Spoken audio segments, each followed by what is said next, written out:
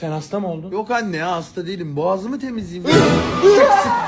Anne ne yapıyorsun? Sus! Hiç dikkat etmiyorsun. İncecik geziyorsun evde. O bilgisayarın başından kalkmazsan öyle hasta olursun işte. Ne alakası var Al şu bilgisayar? vitaminle. Nane limonla ıhlamurunu da iç bakayım. Daha iyi misin oğlum? Güzel güzel dinlen şimdi.